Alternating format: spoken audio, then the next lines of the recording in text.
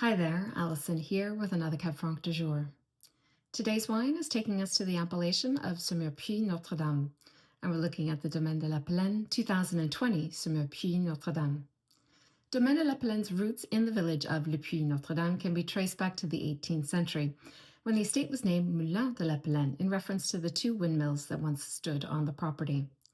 The modern story of the estate begins in the 1990s with then owners Laurence and Marc Vincent, who were instrumental in shifting the estate's focus towards quality and a more holistic approach to their work in the vineyards. Since 2023, the estate has been under the guidance of new owner and winemaker Jean-Louis Bernet, and the estate is farming around 34 hectares of vineyards, of which 15 hectares are planted with Cabernet Franc across 3 appellations. And they're working with about 6.3 hectares of Cabernet Franc in Saumur Puy-Notre-Dame, about 1 hectare in saumur-champigny, and the rest falling under the Saumur AOP. The estate has been farming organically since 2010, and they began to transition to biodynamic viticulture in 2017, and they eventually received their Demeter certification for their biodynamic work in the vineyards and cellar.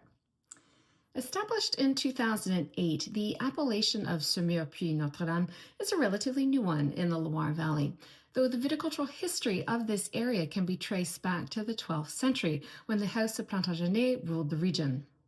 Taking its name from the village of Le Puy-Notre-Dame, which sits at the highest elevation in the Saumur region, the appellation of Saumur Puy-Notre-Dame actually extends across 17 communes of production in the Maine-et-Loire and Vienne departments, though the majority of the production is concentrated in the 3 neighbouring communes of Le Puy-Notre-Dame, Vaudelnay, and Brossay. Now, this is a very complex appellation that stretches across a rather large and fragmented area. So the intention behind this video is really to be a general overview of the Saumur Puy-Notre-Dame appellation with a little bit of a focus on these 3 main communes. But it is my intention to visit this region later on this year and spend a bit of time with some of the producers here. So it is my hope that in the future I will be able to present a few other wines from this region and focus on some communes specifically and some lieux-dits and provide some more detail on some of the nuances within these communes in this very complex appellation. So the heart of Saumur Puy-Notre-Dame is situated about 20 kilometers south of the village of Saumur and the Loire River, and about 40 kilometers east of the Massif des Mauges, which represents the southeastern part of the Massif Armoricain. Now, this appellation is one of the only appellations in the Loire Valley whose viticultural landscape is closely linked to elevation. And the elevation of the region ranges from around 50 to 105 meters above sea level, with the average elevation of the vineyards being at around 80 meters above sea level. And this elevation plays a role in the growing environment as well as the soils that we find across Saumur Puy-Notre-Dame. So firstly, because of the region's position away from the Loire River and closer to the Massif des Mauges, the region's growing season tends to be cooler and drier than other parts of the Saumur AOP. However, because of this elevation, the growing season is actually longer. Because at this elevation, there is very little risk of spring frost. So while bud break tends to be earlier here, there is very little risk of frost. So this extends the growing season. Now, this longer, more gradual growing season allows for more enhanced phenolic development and maturity of the grapes, which can contribute to the more pronounced and firmer tannins that we tend to find in the region's wines. Now, elevation also plays a role in the soils that we find across Saumur Puy-Notre-Dame. So at this elevation, we find no alluvial soils here. Rather, there are really 2 broad groups of soils across the appellation.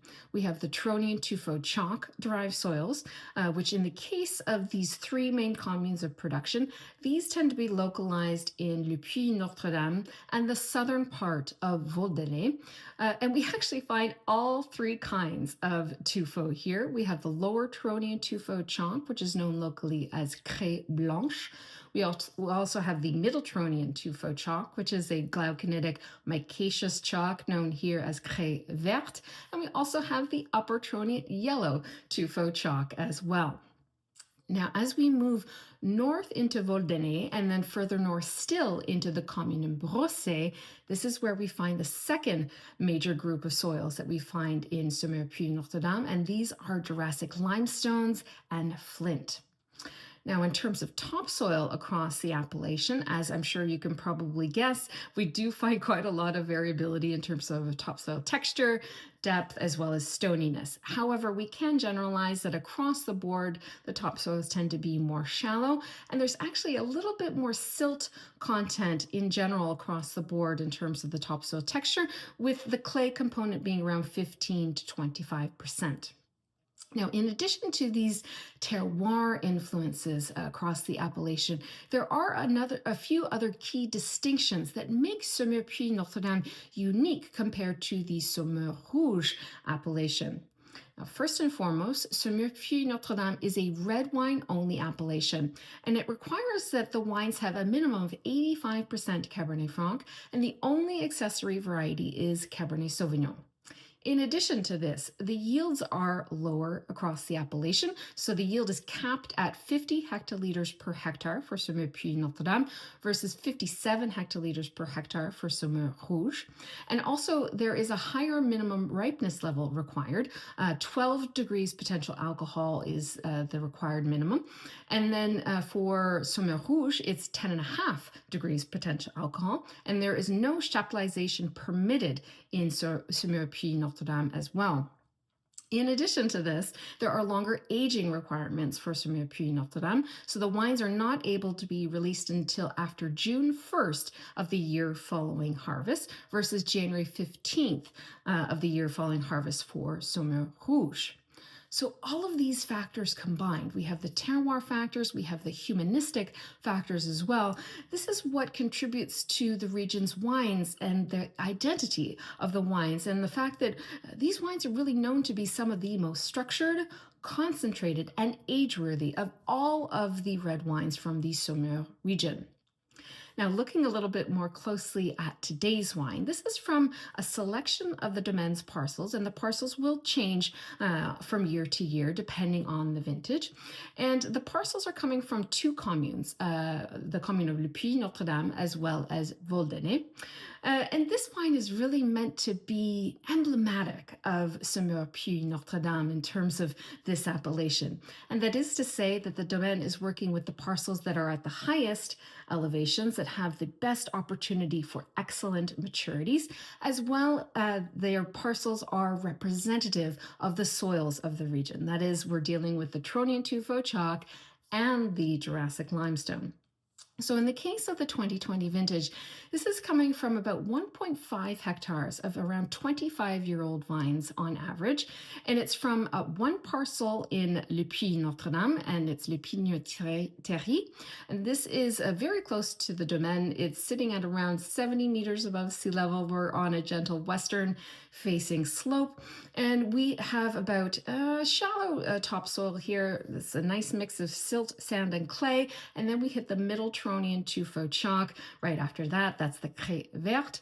And then the Domaine is also working with two parcels in Vaudelnay for this particular vintage. These two parcels are located in the northern part of Vaudelnay, and we are on the plateau of the Butte de Brossay, and we're at an elevation of around 85 to 88 meters above sea level. And we have the Jurassic limestones with flint here as the bedrock, and then a rather shallow topsoil that is a nice mix of sand, silt, and clay as well. Now, in terms of the winemaking for this wine, the yields are on the lower side, so 30 to 40 hectoliters per hectare. The fruit is all hand harvested, it's hand sorted. The fruit is also destemmed. The fermentation takes place in stainless steel with indigenous yeast, and the fermentation temperature is around 25 or so degrees Celsius. The total time on skins is around 25 days, and they will do some pigeage and remontage to aid extraction. And then the aging takes place all in stainless steel as well, so no oak aging on this wine whatsoever.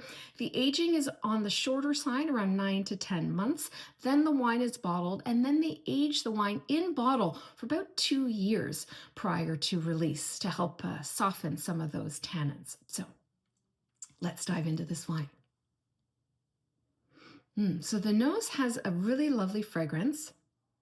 I wouldn't say it's super aromatic per se, but it does have a lovely fragrance to it. There's some beautiful purity and clarity to the nose, beautiful freshness of the fruit profile as well. And I would say that this has a really nice balanced mix of fruit and herbal undertones.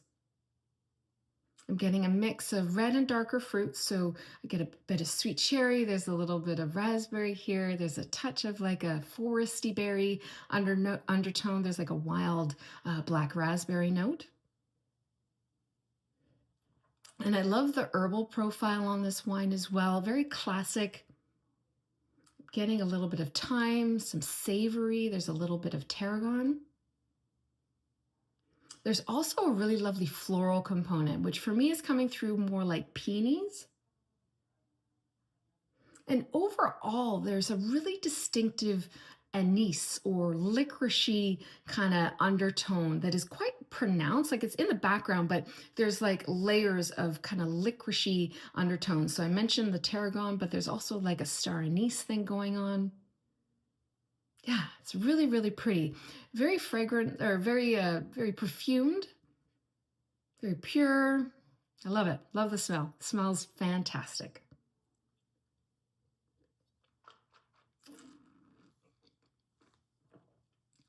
On the palate, the same sweeter red and dark fruits come through. There's a little bit more of a blueberry note on the palate, like a wild blueberry note, which is really lovely. The palate as well has some nice layers to it.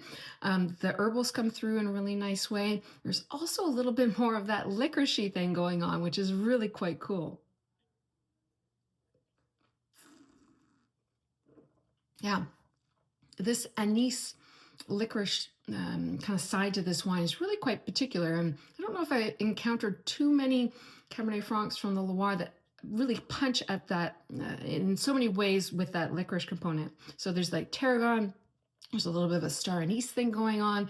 There's even a little bit of like a salted black licorice candy, the black licorice candy that you find in Scandinavia as well. So there's kind of all these layers here.